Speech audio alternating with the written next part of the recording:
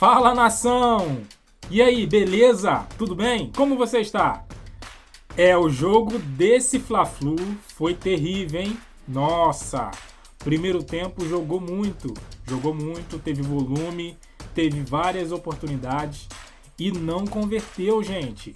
Esse time, ele peca muito na finalização e acredito que por isso saiu com essa derrota amarga com o Fluminense aí, nesse Fla-Flu. E vamos agora ouvir o Felipe Luiz. Felipe Luiz dando explicação aí pela derrota por 2-0 contra o Fluminense. E agora é juntar os cacos, juntar o que, na verdade, ver o que o Flamengo fez de errado, ver as mudanças que foram feitas erradas, na minha opinião. Por exemplo, o Alan tinha que sair, Léo Ortiz tinha que continuar, seja na zaga, seja no meio, ele tinha que continuar nesse jogo desse Fla-Flu. Léo Ortiz não tinha que sair. A única coisa que eu critico o Felipe Luiz nesse jogo, Léo Ortiz tinha que ficar. Não dá para o Alan jogar nesse time do Flamengo. Com Léo Ortiz, com Fabrício Bruno, nem à disposição, com Davi Luiz à disposição, não dá para Alan jogar no Flamengo hoje. Não dá. E Gabigol também, né? Gabigol, ele precisa sim de continuidade, de ritmo, precisa muito, porém tá deixando a desejar também. Eu não sei se é o terceiro jogo, né, seguido dele, né, com o Felipe Luiz. Tá cedo ainda, tá, mas um jogador do quilate dele, do nível dele, é para fazer mais, é para render mais. Rendeu muito pouco nesse Fla-Flu também.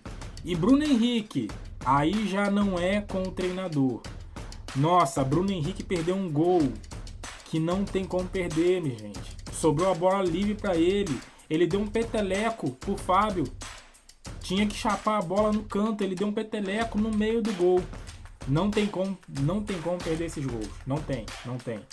Se o Flamengo tivesse feito pelo menos um gol no primeiro tempo, a história poderia ser outra. Poderia ser bem diferente do que foi, né? E o Fluminense ainda perdeu um pênalti, né? Perdeu não, né? Ali acredito que o Rossi foi muito bem e pegou o pênalti do Ganso, que por sinal jogou uma barbaridade também, né? O Ganso jogou muito nesse jogo, principalmente no segundo tempo, né? O Arias, que voltou aí às pressas para esse jogo, também teve uma participação muito especial nesse Fla-Flu. Enfim, Fla-Flu antes de uma decisão contra o Corinthians domingo, né? Preocupante, porém, temos que, como o Felipe Luiz, a gente vai ouvir ele daqui a pouquinho, né? Como o Felipe Luiz falou, a gente tem que virar a chave e juntar os cacos e bola para frente para essa decisão aí contra o Corinthians. Não deixar essa derrota contra o Fluminense afetar para esse jogão aí de domingo contra o Corinthians, que por sinal meteu 5 lá no Atlético, né? Então os caras estão com sangue nos olhos, né? É bom, muito bom Felipe Luiz se preparar bem esse time para esse jogo de domingo. Vamos lá ver o que ele falou no pós-jogo, né? Créditos, Flá TV, hein? Vamos lá pro vídeo. Diante do que vem pela frente, de uma resposta que o time teve depois da FIFA, que você trabalhou, com as ausências, né, ressalvadas, mas considerando principalmente o jogo de domingo. Sempre é ruim perder, né? Obviamente que eu sabia que um dia eu viria aqui na coletiva com resultado negativo. É triste que tenha sido hoje, num clássico e em umas vésperas aí de uma semifinal de Copa do Brasil. É duro, porém o futebol te brinda com oportunidades a cada semana para você se superar e recuperar a confiança. Então temos que limpar a cabeça o antes possível para preparar bem esse jogo de domingo que é vital. Felipe, Raíza Simplício aqui da Gol Brasil. Eu queria saber como é que tem sido o seu trabalho com o Gabriel em relação à questão dos impedimentos, né? Acho que hoje ele ficou vários lances ele estava impedido, outros jogos também isso aconteceram. Eu queria que você falasse um pouco como é que tem sido esse trabalho, se você tem essa percepção também, como tem sido esse trabalho com ele em relação a isso. Vamos lá. Primeiro, o que eu mais peço para o Gabi é o posicionamento dele, que ele se posicione de um jeito onde seja produtivo, né? Que ele possa conseguir atacar bem os espaços que ele faz de melhor. Obviamente que cair no impedimento é uma leitura, um timing que às vezes ele não tá tendo, mas para mim é menos pior, né? Às vezes ele ficar impedido do que ele descer para buscar a bola no pé, como eu vi ele fazendo anos anteriores, né? Então assim, que ele saia esporadicamente, ok, mas que o mais importante é que ele guarde a posição dele, que ele entenda os movimentos que ele tem que fazer. E obviamente que um cara que estava bastante tempo sem jogar, esse time não está nas melhores condições, mas que a tendência é que melhore. Felipe, Carlos Eduardo Mansur, Grupo Globo. Uma das mudanças mais nítidas que você está tentando implantar no time é a altura em que joga a linha defensiva, a agressividade com que ela se posiciona, tentando compactar o time. E talvez nesses 3 jogos hoje você tenha enfrentado o time que mais veio preparado para tentar jogar as costas dessa linha, né? Primeiro com o Marquinhos e o Cauã, depois com o Ganso se aproximando e sobrecarregando ali junto com o Arias, que entrou depois, o Lima vindo do lado esquerdo para dentro, para esse mesmo lado. Esse tem sido, essa mudança de comportamento com a temporada andando, esse pequeno espaço entre jogos, é um dos grandes desafios e de alguma maneira, por estágio de processo, não comparando jogos, de alguma maneira isso te remeteu à sua estreia como jogador do Flamengo, quando o Jorge Jesus tentava implantar esse processo. O Flamengo foi à Bahia e teve dificuldade com esse mesmo aspecto do jogo. Ele é muito desafiador de se mudar com a temporada andando. É desafiador, mas para se pressionar é fundamental. E eu assumo a responsabilidade do que aconteceu hoje. Não tivemos o nosso melhor dia na questão de linha, sincronia de linha. E sabia que não ia ser fácil, sabia que eles fazem isso, eles usam muito a tração para jogar na longa. No primeiro tempo a gente controlou bem esse risco, né? No segundo tempo eles acabaram aproveitando algumas falhas nas coberturas, né? Mas é normal, sabe, como eu falei nas outras entrevistas, eu sabia que isso poderia acontecer em algum momento, mas o que realmente me preocuparia seria se o time não criasse, sabe, chances de gol. E o time está criando. Quando você não consegue ser... Como eu disse, o time no primeiro tempo criou diversas oportunidades. Foram pelo menos umas 2 ou 3 claras. A maior delas foi com o Bruno Henrique, né? Então o time no primeiro tempo criou. Só que quando voltou para o segundo, o time não voltou. Voltou despassado, todo bagunçado, não sei o que aconteceu com os jogadores, né? Então o time voltou muito ruim, irreconhecível, e logo no começo tomou um gol, né? Então Felipe Luiz tem muita carga de culpa, sim, por ter mexido às vezes errado, como eu falei no começo. Porém, esses jogadores, eles precisam ter um choque de realidade para acordar e jogar, né? Treinar a finalização, porque desse jeito não dá. Determinante na área, nas áreas, nas duas, isso pesa, né? E hoje o determinante nas áreas, nós não, e só nos resta trabalhar para tentar melhorar esse lado mais. Repito o que você falou, essa linha alta durante a temporada eles sabem fazer, e não só que hoje realmente não foi o nosso melhor dia. Felipe, aqui à sua direita, Rodrigo Cerqueira, TV Globo. O Flamengo tem pela frente agora um jogo decisivo, um clássico nacional. É um jogo que, se o Flamengo não levar gol, ele está classificado pela vantagem que adquiriu em casa. Mas como é que você pensa em jogar esse jogo? No caso do adversário, imaginando que o Corinthians vai tentar uma pressão muito forte, né, porque precisa do resultado, e também depois de uma derrota como essa, que bem ou mal dá uma balada no psicológico dos jogadores, é normal, é um clássico. Como é que você está pensando no tipo de jogo? E você sempre deixou claro que não abre mão das suas ideias, então provavelmente o Flamengo deve repetir nos últimos jogos o que você tem implantado. Bom, sobre o jogo de domingo, sinceramente nem olhei o Corinthians ainda, só estava essa semana passada na data FIFA olhando o nosso time, nosso modelo de jogo, e essa semana já começamos a preparar o Fluminense, e a partir de amanhã eu vou começar a estudar o Corinthians, ver que possíveis táticas ou mudanças de sistema eles podem apresentar durante o jogo, e nesse jogo em concreto, então a partir de amanhã eu vou começar a pensar nesse jogo. Hoje eu digeri a derrota, dói muito mais desse lado aqui que como jogador, e é importante a gente, como eu falei, digerir isso para amanhã poder levantar e preparar bem esse jogo de domingo, mas eu não posso te adiantar nada porque eu não estudei o Corinthians ainda. Felipe, aqui à sua direita, Thiago Lima do GE. Eu queria te perguntar, Felipe, em relação ao Alcaraz. A gente tem tido informações que ele vem treinando muito bem, vem se destacando nos treinos, mas ele ainda não conseguiu mostrar em campo, né? Hoje também eu achei que ele foi mal.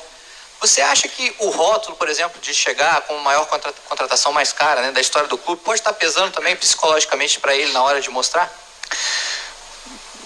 Eu não consigo entrar na cabeça dele, né? Mas assim, é um jogador super interessante, um cara que é um portento físico, joga em várias posições, domina bem o meio campo e, claro, quer demonstrar, ele tem essa ambição de querer as coisas e muitas vezes demora, né? É um processo. Eu vou dar todo o suporte para ele que possa se desenvolver e conseguir a confiança necessária para que ele que possa desempenhar. Hoje o resultado não ajudou, né? Eu acredito que se a bola tivesse entrado, se a gente tivesse sido determinante na área, ele conseguiria se soltar um pouco mais no jogo, mas ele está com esse peso de querer fazer o time ganhar, ele quer demonstrar às vezes mais do que precisa, totalmente normal num jogador tão novo, tão jovem, mas que tem um futuro brilhante pela frente. Felipe, boa noite. Boa noite. Guilherme Xavier da Trivela. Queria unir um pouco as perguntas dos colegas aqui para falar sobre a questão psicológica do Flamengo. Você deu uma entrevista quando o Flamengo foi eliminado pro Olímpia ano passado, na Libertadores, dizendo que o fator mental foi o principal para aquela eliminação. Hoje aqui no Maracanã eu vi o Alcaraz e outros jogadores frustrados, claro, com o resultado, com o desempenho. Como agora, como treinador, você acha que dá para recuperar essa confiança e fortalecer esse aspecto mental diante de uma decisão na Copa do Brasil? Primeiro que eu gosto que eles se rebelem, que eles sintam a derrota. Eu gosto que isso que tem que doer, tem que frustrar mesmo. Perder não é bom, né? Se me preocuparia se eu visse um vestiário agora rindo, e não vi. Vi um vestiário machucado, né? Então, e eu falei, eu sou o que mais tô com o coração doendo aqui sobre essa derrota. Mas como eu falei, para retomar a confiança, o modelo de jogo claro, eles têm que ter claro na cabeça deles o que eles vão fazer, o que eles têm que fazer no campo durante o jogo. E se o resultado e o bom jogo vier, a confiança volta rápido, né? Então é uma questão de chegar no jogo de domingo da melhor forma para poder vencer. Boa noite, Felipe. Bruno Castanha. Na sua avaliação, o que você acha que foi tão diferente do primeiro tempo, onde o Flamengo foi dominante, criou várias situações, e no segundo tempo não conseguiu criar, foi dominante, tomou 2 gols ali praticamente iguais pelo mesmo lado? E se me permite, sobre o Léo Ortiz, logo que você assumiu... Antes dele responder, o repórter, sobre o Léo Ortiz, é um fato interessante que eu não comentei aqui. O Ayrton Lucas, ele deixou uma avenida gigante no segundo tempo. Como o repórter aí mencionou, os 2 gols foram pelo lado dele e do Léo Pereira. Isso já não é de agora, né? Não é de agora isso. Isso com o Tite aconteceu várias e várias vezes. É uma coisa que esse camarada aqui vai ter que resolver também, né? Apesar que o Alexandro, ele voltou, né, se eu não me engano, de uma lesão. Ele tinha algum incômodo, alguma coisa assim, né? Não era propriamente uma lesão. E não pôde atuar os 90, né? Mas, e quando o Alexandro não puder jogar e tiver somente, como a gente tem, somente o Ayrton, nós temos que corrigir isso, né? O Felipe tem que corrigir isso, né? Os 2 gols ali do lado do Ayrton Lucas. Você promoveu a entrada do Léo Ortiz na zaga, né, nesses 2 jogos, foi muito bem. Hoje você traz o Léo Ortiz para volante, volta com o Fabrício Bruno e depois ainda substitui o Léo Ortiz durante o jogo. Queria que você comentasse um pouquinho sobre isso. Obrigado. Eu vou começar pelo Léo, ok? O Léo foi... primeiro, como eu falei na outra entrevista quando a gente venceu, que tem os zagueiros de seleção brasileira, né? Não só o Léo Ortiz e o Fabrício, senão que o Léo Pereira também poderia perfeitamente, o Davi também já foi muitos anos na seleção brasileira. Então eu tenho os zagueiros de seleção brasileira. E eu imaginei um jogo hoje, quando eu estudei o Fluminense, que uma entrada do Léo na construção me daria uma melhor saída de jogo nessa posição, e eu conseguiria romper a pressão do Fluminense nesse primeiro bloco alto que eles fazem pelos jogos que a gente estudou, né?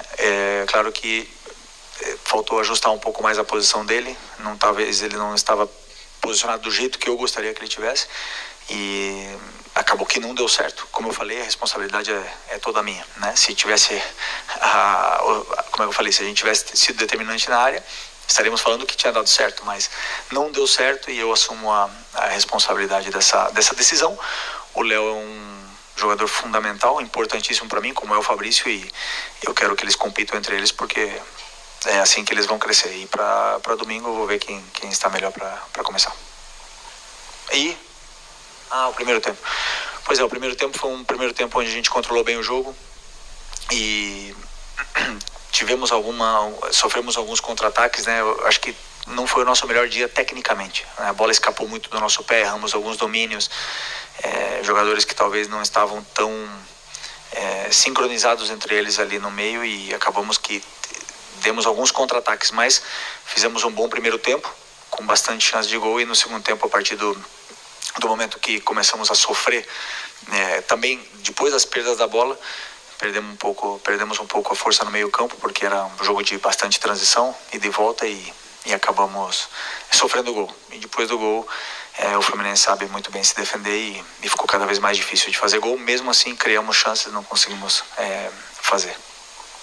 Aqui Felipe, boa noite. Boa noite. Marcos Martins, do canal Deca SRN. Eu queria te perguntar, o Flamengo vinha de 2 atuações bem qualificadas, assim, o Flamengo conseguindo repetir padrões ofensivos e defensivos, e hoje, como você mesmo falou, as coisas não funcionaram tão bem, em especial no segundo tempo. O Flamengo teve as ausências do Gerson e do De La Cruz, com a Arrascaeta também entrando no segundo tempo já com a desvantagem do placar. Você observou ou observa uma certa dependência do Flamengo, técnica e criativa, desses 3 jogadores, De La Cruz, Gerson e Arrascaeta, para conseguir contribuir mais na criação? Boa pergunta. Não dependência, né? Mas quando você tem jogadores, como é que eu diria, importantes no nível mundial, se você não tem, claro que esses jogadores não estão, o time pode sentir, mas eu não acho que isso tenha sido uma desculpa. Eu acredito que com o elenco que estava hoje e com os jogadores que estavam hoje no campo, a gente teria todas as condições de ganhar do Fluminense. Como eu falei, isso não é uma desculpa. Confio plenamente nos jogadores que entraram no campo hoje.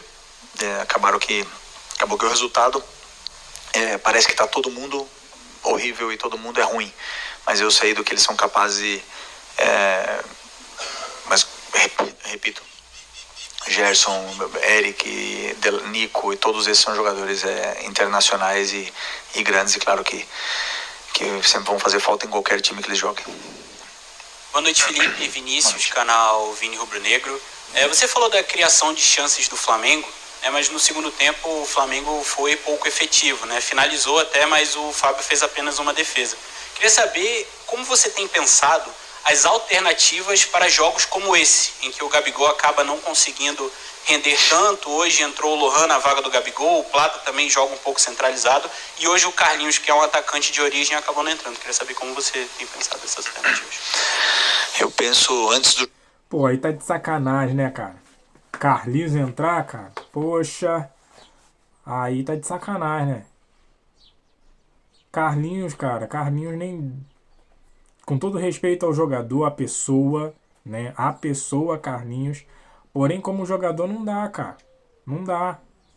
Pra Flamengo não dá. Não dá. Se Gabigol não tá fazendo nada, Carlinhos vai fazer. Só se Felipe Luiz fizer mágica também, né? Não dá, Carlinhos não dá. Jogo, eu penso em todas as possibilidades. Tô falando perto. Se a gente estiver ganhando, se estiver empatando, se estiver perdendo, se algum jogador é expulso, eu penso em tudo. E durante o jogo eu vou vendo como ele vai se desenvolvendo, esses jogadores, e o que o jogo pede, né? Hoje tínhamos alguns jogadores que não estavam em condições de começar, tinham muitos jogadores que não estavam em condições de jogar 90 e alguns jogadores que teriam que sair durante o jogo, né? Mas eu preparo possíveis trocas de estrutura, né, para se precisar mudar alguma coisa. Mas eu imaginava que no final do jogo, por exemplo, quando já estava 2-0, que o Fluminense baixou o bloco, a gente estava conseguindo entrar, a gente estava conseguindo chegar, porém, claro que não estamos, como eu falei, não estamos na melhor forma técnica. Estava escapando um pouco a bola, os domínios, o último passe, o último cruzamento. Isso aí faz com que não sejamos determinantes nas áreas. Então, quando você não faz o gol, isso frustra cada vez mais, você vai acabar correndo e o risco é maior. Mas o único caminho que eu posso falar para você é que o meu trabalho é levar eles até lá. O meu trabalho é tentar fazer com que o time chegue até a área. E ali a qualidade técnica que vai definir. E eu posso ajudar isso aí para eles poderem treinar cada vez mais e a bola vai acabar entrando, uma hora ou outra. Felipe, aqui no boa noite, Gabriel Afoca na Paparazzo Rubro-Negro. Felipe, quero te fazer uma pergunta que pode até mesmo voltar um pouco naquela parte psicológica que eles falaram mais cedo, que é por que o Flamengo costuma ter tanta dificuldade nos jogos que são logo após as pausas na data FIFA? Você que já esteve lá no vestiário como jogador, hoje como técnico, várias vezes, né, a gente vê o Flamengo com essa dificuldade. Não sei se é uma questão psicológica, se é um time que está acostumado a ter esse calendário maior e por isso quando tem uma pausa pode ser que acabe voltando um pouco mais frio, os adversários têm mais tempo para preparar. Queria que você explicasse, se possível, não sei que é meio complicado explicar assim, mas por que na maioria das vezes o Flamengo volta tendo muitas dificuldades depois dessa data FIFA? Obrigado. Bom, interessante, né? Eu lembro que ano passado perdemos um jogo depois da data FIFA, acho que foi o Bragantino. Eu ainda estava como jogador. E esse ano foi a minha primeira experiência e eu vi meu time correndo no primeiro tempo. Vi meu time fazendo tudo o que eu pedi, vi eles se dedicando, lutando e bem fisicamente. O jogo levou a essas circunstâncias com que o time perdesse, né? Mas não diria que foi pela data FIFA. Poderia ter acontecido em qualquer momento, né? Então, até mesmo porque foram treinos bons, tivemos muito tempo para treinar e preparar esse jogo. E eu acho que tudo saiu como a gente planejou. Infelizmente, o resultado não foi o que queria. É isso aí, galera. Esse foi a entrevista do Felipe Luiz pós-jogo. Flamengo 0, Fluminense 2. É isso aí. Flamengo mais uma derrota no Brasileirão. E para quem sonhava ainda com título, ontem mesmo eu falei, olha, é difícil, muito difícil, mas não é impossível. Porém agora fica impossível, quase que impossível, ou até mesmo impossível mesmo, o Flamengo ganhar esse título. É isso. Ó, quer mais notícias? Notícias todos os dias do Mengão? Notícias fresquinhas do Flamengo? Então, desce aqui embaixo, botãozinho vermelho, se inscreva, deixa aquele like maroto e comente aqui o que você está achando. O que você achou dessa derrota do Flamengo para o Fluminense? Comente aqui embaixo. Valeu, até a próxima, valeu!